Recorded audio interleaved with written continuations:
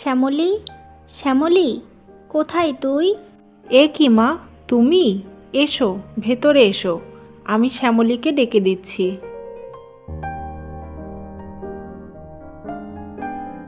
কি রে, তুই কবে এসেছিস? আর তোকে এমন দেখতে লাগছে কেন রে? আমি একটু আগেই আসলাম, তারপরেই তোর সাথে দেখা করতে এসেছি। আমার কথা জিজ্ঞেস করিস না শ্যামলী, বিয়ে করে আমার জীবনটা পুরোই শেষ। কেন, কি হয়েছে? শুনেছি বিয়ের পর নাকি মেয়েদের আরও আনন্দ হয়, স্বামীর সাথে নানা রকম জায়গায় ঘুরতে যায়, আরও কত কি। আমার কপালে তা নেই রে। আছে একটা কুটনি ননদ, যার জন্য আমার জীবনটা শেষ হয়ে যাচ্ছে। ওর কোনো কথা না শুনলেই সবাইকে আমার নামে মিথ্যা বলে, মাঝে মাঝে মনে হয় বিষ খাইয়ে মেরে ফেলি। না না আখি, খবরদার এমন করিস না, শুধু শুধু জেলে যেতে হবে। আচ্ছা, তোর ননদের কথা সবাই কেন বিশ্বাস করে? একবার তো তোর কথাও শুনতে পারে। আমার কথা কেউ শুনবে না, আমাকে তো কেউ বিশ্বাসই করে না। কি আর করবি বল, বিয়েটা যখন হয়েই গেছে সব কিছু মানিয়েই নিতে হবে। যাই হোক, এবার এতদিন পরে বাড়ি আসলি কেন? তোর কি এখানে আসতে মন চায় না? তোকে তো বললাম রে, আমার সংসারে নানা রকম অশান্তি, মন চাইলেও আসতে পারি না। সারা দিন আমার ননদের হুকুম পালন করতে করতেই দিন চলে যায়। ইস, মেয়েদের জীবন কেমন! তুই একদম স্বাধীনতা হারিয়ে ফেলেছিস। আসলে বিবাহিত জীবন এতটা খারাপ হয় না যদি ননদ না থাকে। তাই তুই বিয়ে করার সময় খুব ভালোভাবে দেখে নিস তোর ননদ আছে কিনা। যদি ননদ না থাকে তো বিয়েটা করবি, তাহলেই সুখী হবি। আচ্ছা, তাই করব। এবার চল, আমরা আমাদের পছন্দের জায়গা থেকে ঘুরে আসি।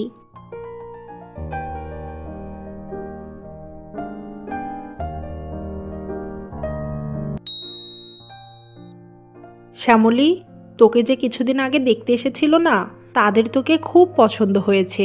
তাই আমি ভেবেছি খুব তাড়াতাড়ি তোদের বিয়ের ব্যবস্থা করব। কিন্তু মা, আমি তো তোমাকে বলেছি যে পরিবারে ননদ আছে সেই পরিবারে আমি বিয়ে করব না, তাই এই বিয়েটা ক্যান্সেল। কি বলছিস এসব? ননদ থাকলে সমস্যা কি? ছেলেটার পরিবারের সবাই অনেক ভালো, তুই সেখানে সুখী হবি। মা, আমি কখনোই এখানে বিয়ে হলে সুখী হব না। যে সংসারে ননদ থাকে সেই সংসারে কখনোই ভালো হয় না। ননদরা শুধু নিজেরটা বোঝে আর ভাবির নামে কুটনামো করে। তোকে এসব বাজে কথা কে বলেছে? শোন, সব ননদ এক হয় না। সবাই যে খারাপ সেটাও কিন্তু না। এমনও তো আছে ননদ নেই, কিন্তু শাশুড়ির জ্বালাতেই সংসার ভেঙে যায়। আসলে সব কিছুই ভাগ্য, বুঝলি? ও আচ্ছা, তাই নাকি? তাহলে শোনো মা, তুমি এমন ছেলে খোঁজো যার মা বোন কিছুই নেই, আমি তাকেই বিয়ে করব। শোন শ্যামলী, এমন পাগলামো না করে চুপচাপ বিয়েটা কর। তোর কপালে যেটা আছে সেটাই হবে। তাই মায়ের কথা শোন, রাজি হয়ে যা বিয়েতে। আচ্ছা মা, আমি তোমার কথাই শুনবো। আমি এই বিয়েতে রাজি, তুমি বিয়ের জন্য প্রস্তুতি নাও। এই কথা শুনে শ্যামলীর মা খুব খুশি হয়। এরপর কিছুদিনের মধ্যেই শ্যামলীর বিয়ে হয়ে শ্বশুরবাড়ি চলে যায়।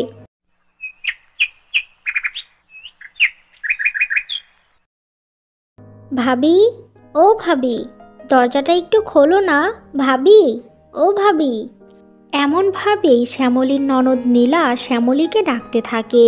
কিছুক্ষণ পর, এই তো চলে এসেছে, নিশ্চয়ই কোনো না কোনো কুটনামি করবে। না হলে এত সকাল সকাল আমাকে ডাকতে এসেছে কেন? আমিও কম না, আমার সাথে বেশি ঝামেলা করলে কষিয়ে গালে একটা দেব, তারপর যা হয় হবে। এসব ভেবে শ্যামলী দরজাটা খুলে দেয়। সরি ভাবি, তোমাকে এত সকাল সকাল ডাকতে হলো। আসলে আমাদের বাড়িটা তো গ্রামে, তাই এখানকার সবাই কারো বিয়ে হলে পরের দিন সকালবেলা পাড়ার সবাই মিলে নতুন বউকে দেখতে আসে। তোমাকেও দেখতে আসবে, তাই মা বলল ডেকে দিতে। ও আচ্ছা, তুমি যাও, আমি ফ্রেশ হয়ে আসছি।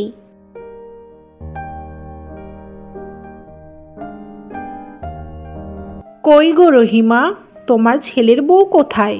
আমরা দেখতে আসলাম, এখনো বাইরে আসলো না যে? ঘুমাচ্ছে নাকি? না না কাকিমা, ঘুমাবে কেন? এই যে আমার ভাবি চলে এসেছে, দেখো তোমরা। হ্যাঁ, বৌমা ভালোই হয়েছে। তা বৌমা, আজকে সকলের জন্য কি রান্না করলে? আমার ভাবির আজ প্রথম দিন তো, তাই বেশি রান্না করতে পারিনি, শুধু মাছ ভাত আর পায়েস রান্না করেছে। হ্যাঁ গো আপা, আমার বৌমা নিজেই রান্না করেছে। ও খুব ভালো মেয়ে। ও তাই নাকি? কিন্তু শোনো রহিমা, এখনই এত প্রশংসা করো না। কয়েক মাস যাক, তারপর না হয় ভালো মন্দ বিচার করব। এমনভাবেই তারা নানা রকম কথা বলতে থাকে। কিছুক্ষণ পর তারা সেখান থেকে চলে যায়। কি ব্যাপার মা, আপনারা এমন মিথ্যা কথা বললেন কেন? আমি তো কোনো রান্নাই করিনি, শুধু শুধু বলার কি ছিল? বৌমা, তুমি তো নতুন, তাই অনেক কিছুই বুঝতে পারবে না। কিন্তু একটা কথা শুনে রাখো, আমাদের গ্রামের মেয়ে বউরা অন্যের দোষ খুঁজে বেড়ায় আর পাড়ায় পাড়ায় সমালোচনা করে। তাই কিছু কিছু সময় মিথ্যা বলে অনেক কিছুই লুকাতে হয়। হ্যাঁ ভাবি, তুমি এখন আমাদের বাড়িতে এসেছো, সব কিছুই বুঝে যাবে। এবার চলো, আমরা সবাই মিলে খাবার খাই। ঠিক আছে, তোমরা যাও, আমি তোমার ভাইয়াকে ডেকে নিয়ে আসছি।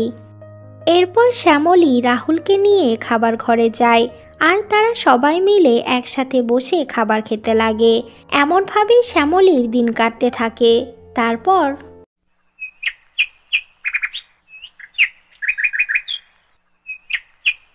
ভাবি, ফুচকাওয়ালা এসেছে, ফুচকা খাবে? আমার খুব খেতে মন চাইছে, চলো না খেয়ে আসি। ঠিক আছে চলো, আমারও ফুচকা খুবই পছন্দ।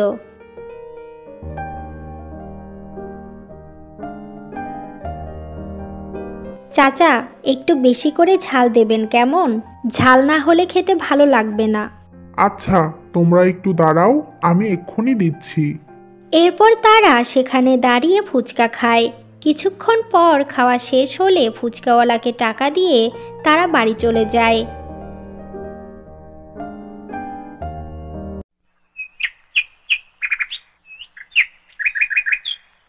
মা, অনেক দিন তো হলো, এখন পর্যন্ত আমি আপনাদের কিছুই রান্না করে খাওয়ালাম না। আজ না হয় আমাকে দিন, আমি রান্না করি। বৌমা, আমি তোমাকে রান্না করতে দিতাম যদি তোমাদের মতো আমাদেরও গ্যাসের চুলা থাকতো। আমাদের মাটির চুলা, এখানে রান্না করতে তোমার অনেক কষ্ট হবে বৌমা। হ্যাঁ মা, আপনি ঠিক বলেছেন, আমার মাটির চুলায় রান্না করতে একটু কষ্ট হবে, কিন্তু আমি ম্যানেজ করে নেব। আপনার তো বয়স হয়েছে, আপনি আর কতদিন এভাবে সবাইকে রান্না করে খাওয়াবেন? সত্যি বৌমা, তুমি অনেক কিছু বোঝো। ঠিক আছে, আজকে তুমিই রান্না করো, আমি বরং অন্য কাজ করি, তাহলে তাড়াতাড়ি সব কাজ শেষ হয়ে যাবে। এই বলে রহিমা তার বৌমাকে সব কিছু বুঝিয়ে দিয়ে সেখান থেকে চলে যায়।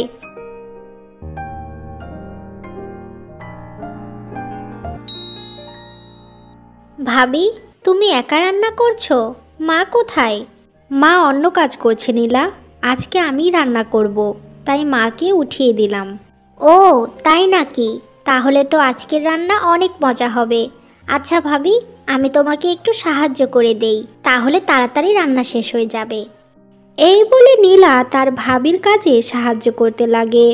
এমনভাবেই কিছুদিন কেটে যায়। এরপর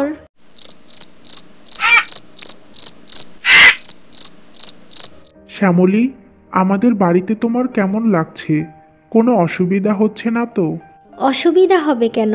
যেখানে নতুন করে মা বোন পেয়েছি সেখানে ভালো তো লাগবেই। সত্যি তোমার পরিবার খুব ভালো। কথাটা শুনে খুব ভালো লাগলো শ্যামলী। আসলে আমার মা বোন ওরা অন্যকে খুব তাড়াতাড়ি আপন করে নেয়। জানো শ্যামলী, আমার বোন আগে থেকেই বলতো যে সে তার ভাবিকে খুব ভালোবাসবে, আর এখন হয়তো সেটাই করে। হ্যাঁ গো, আমাকে মা নীলা খুব ভালোবাসে, আর আমি ওদের এই ভালোবাসা পাওয়ার জন্য সব সময় চেষ্টা করব। আমিও চাই আমার এই পরিবারে ভালোবাসা থাকুক, হিংসা নয়। যাই হোক, এবার চলো আমরা শুয়ে পড়ি, কালকে আবার সকাল করে উঠতে হবে। এই বলে তারা দুজনে ঘুমিয়ে পড়ে।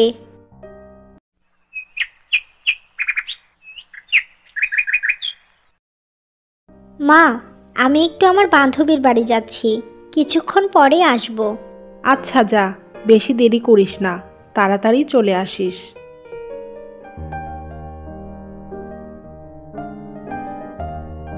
কি রে নীলা, কোথায় যাচ্ছিস? আজকাল তো তোকে বেশি দেখাই যায় না। আমি একটু রিয়াদের বাড়ি যাচ্ছি ভাবি, কিছু বলবেন? বলছি তোর নতুন ভাবি কেমন রে?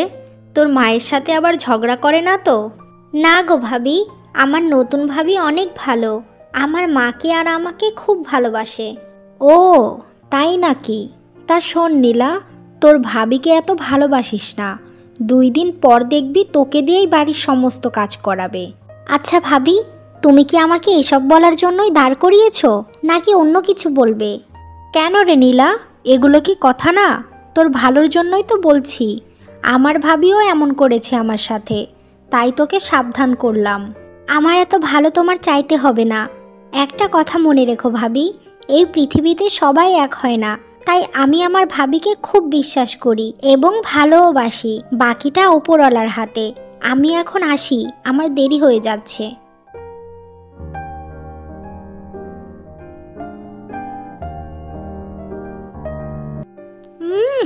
এইটুকু মেয়ের তেজ কি? কিছুদিন যাক, তারপরেই বুঝবে কত ধানে কত চাল। কি হয়েছে নীলা তোমার? এভাবে মন খারাপ করে বসে আছো কেন?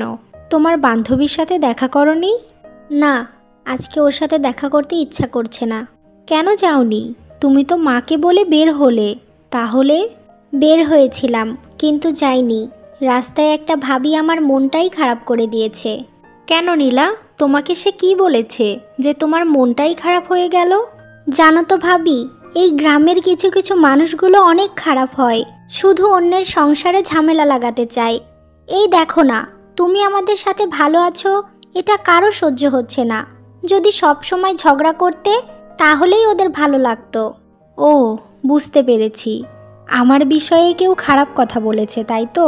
শোনো নীলা, লোকের কথা কখনোই শুনবে না। আমরা আমাদের মতো করে থাকবো। কে কি বলল সেটা আমাদের দেখার দরকার নেই। তাই চলো, এখন আমরা টিভি দেখি, অনেক আনন্দ হবে। আচ্ছা ভাবি, তাই চলো, টিভি দেখলে মনটা ভালো হবে।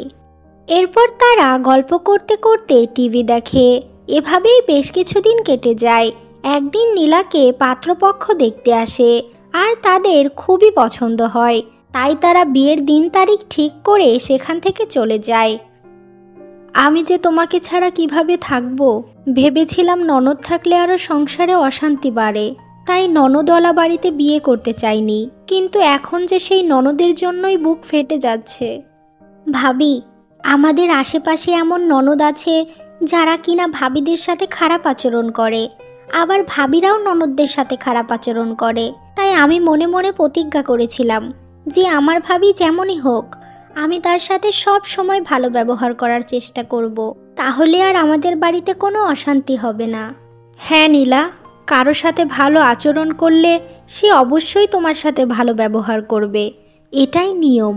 যাই হোক, ভাগ্য করে তোমার মতো ননদ আর মায়ের মতো শাশুড়ি পেয়েছি।